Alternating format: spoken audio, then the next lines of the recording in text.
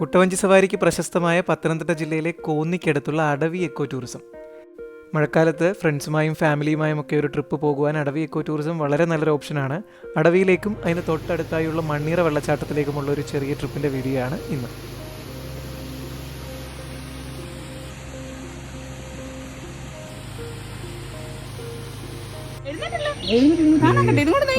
നോക്കിയാൽ മതി, അപ്പൊ അതിൽ കാണാൻ പറ്റും യാത്രകൾ.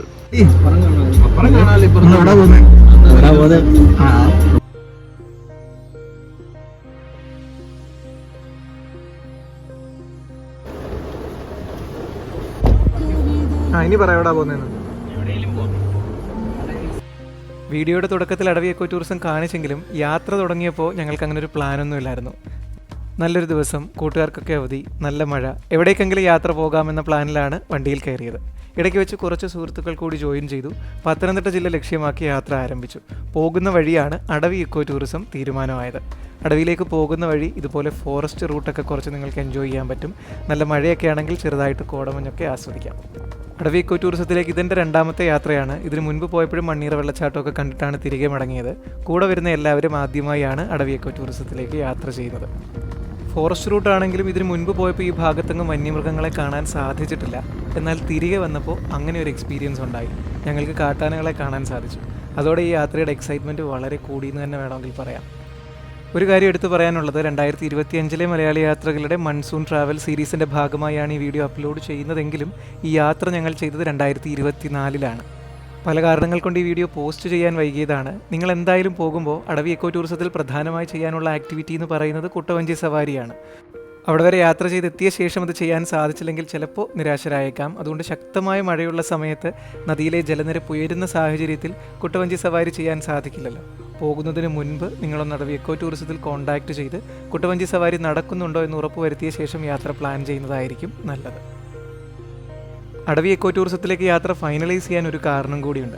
ഇപ്പോൾ വാഹനം നിർത്തുന്ന ആരണ്യകം കഫേയെ പറ്റി ഈ യാത്ര പോകുന്നതിന് 2 ദിവസം മുൻപ് ഇൻസ്റ്റഗ്രാമിൽ വീഡിയോ കണ്ടിരുന്നു.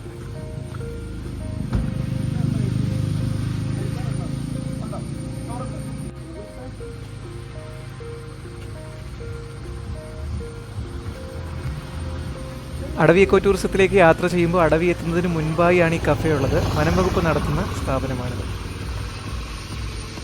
ചോറ്, സാമ്പാറ്, മോര്, അവിയല്, തോരന്, അച്ചാറ്, മീനുണ്ട്, നെത്തോലി ഫ്രൈ ഉണ്ട്. ഓ, എവിടുന്ന് വരുവാ? കപ്പ മീൻകറിയൊക്കെ ഉണ്ട്, ഉണ്ടായിരുന്നു. കപ്പ ഇപ്പൊ തീർന്നു, മീൻകറി ഉണ്ട്. എത്ര മണി തുടങ്ങുന്നത് ഇവിടെ? രാവിലെ 8 മണി.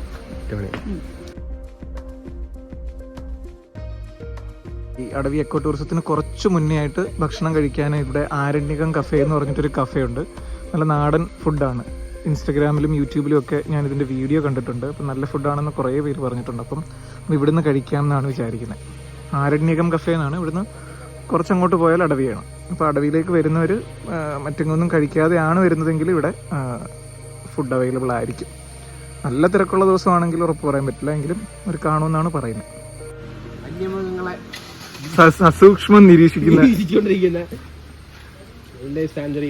ദൂരോട്ട് പോയി കാര്യങ്ങളൊക്കെ കാണുന്നു.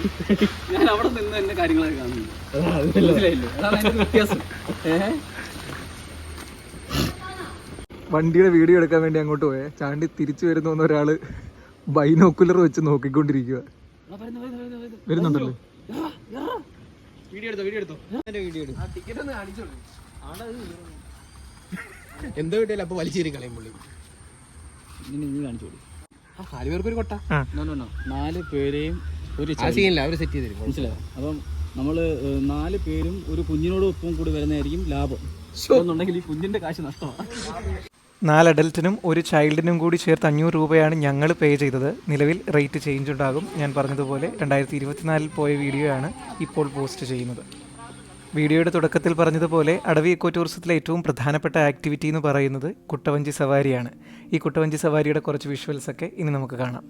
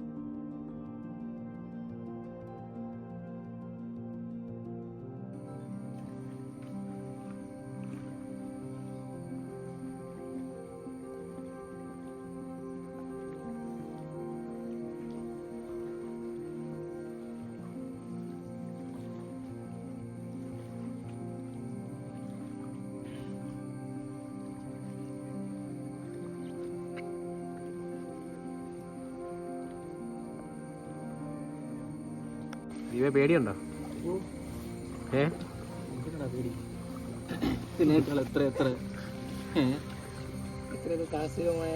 സാഹസികമായ നീക്കങ്ങൾ ഞാൻ നടത്തിയിരിക്കുന്നു.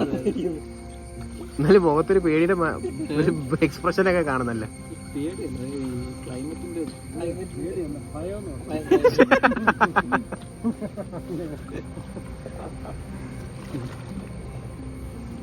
നമുക്ക് എന്തെങ്കിലും അപകടം പറ്റിയിട്ടുണ്ടോ ഏതെങ്കിലും ഇത്രയും കാലത്തിൽ?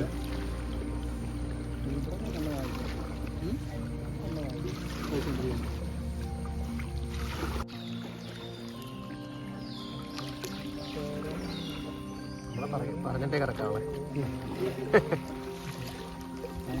തല ഇറങ്ങുന്നുണ്ടോ ചേച്ചിക്ക്?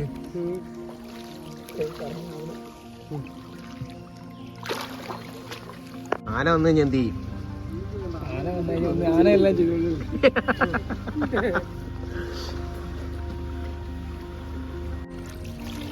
കിടക്കാൻ പോണോ?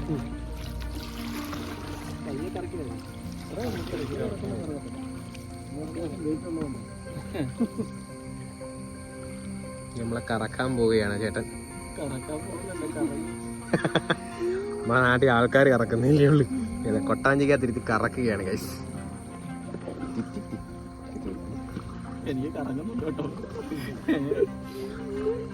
ഓരോരുത്തരും മുഖത്തെ എക്സ്പ്രഷൻ നിങ്ങൾ നോക്കേണ്ടതാണ്. വീഗാലാൻഡിലെ വണ്ടർലയിലെ റൈഡൊന്നും ഇതിന്റെ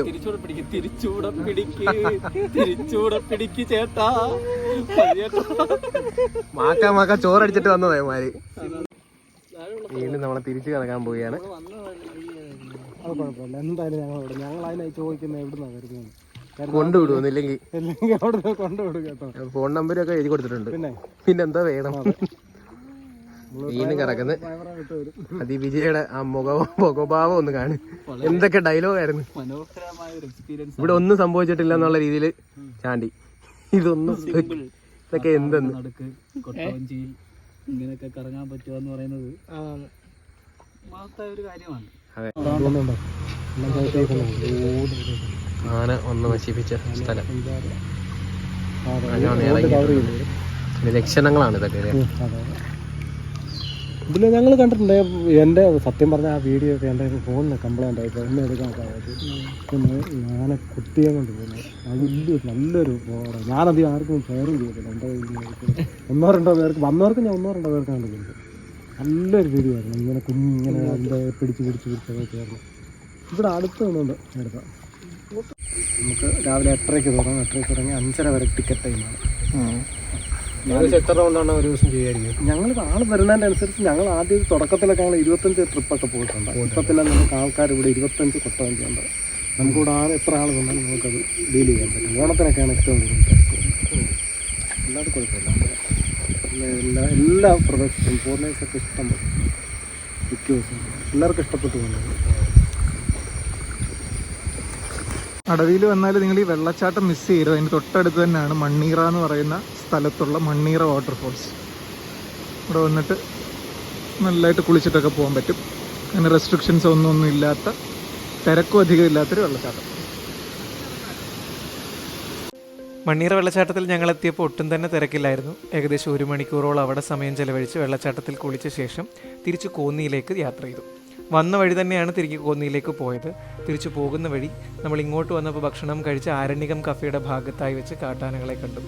കാട്ടാനകളെ കണ്ടതിൻ്റെ ഒരുപാട് വിഷ്വൽസ് ഒന്നും എടുക്കാൻ സാധിച്ചിട്ടില്ല. അവർ റോഡ് ക്രോസ് ചെയ്ത് പെട്ടെന്ന് തന്നെ പുഴയിലേക്ക് ഇറങ്ങി. എന്തായാലും അതിൻ്റെ കുറച്ച് ക്ലിപ്സ് ഞാൻ ഈ വീഡിയോയുടെ അവസാന ഭാഗത്ത് ചേർത്തിട്ടുണ്ട്. നിങ്ങളെന്തായാലും അടവി ഇക്കോ ടൂറിസം കാണാൻ പ്ലാൻ ചെയ്യുന്നുണ്ടെങ്കിൽ അതിന് തൊട്ടപ്പുറത്തായുള്ള ഈ മണ്ണീറ വെള്ളച്ചാട്ടം കൂടി കണ്ട ശേഷം തിരികെ മടങ്ങണമെന്നാണ് ഞങ്ങളുടെ ഒരു സജഷൻ.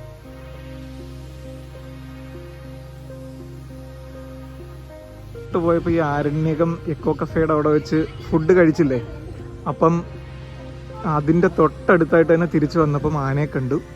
ആനയെ കണ്ട വിഷ്വല് ഞാൻ ആഡ് ചെയ്യാം.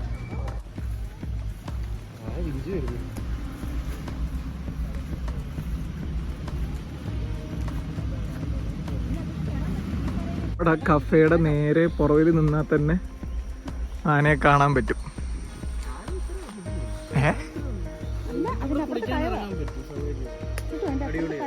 ആ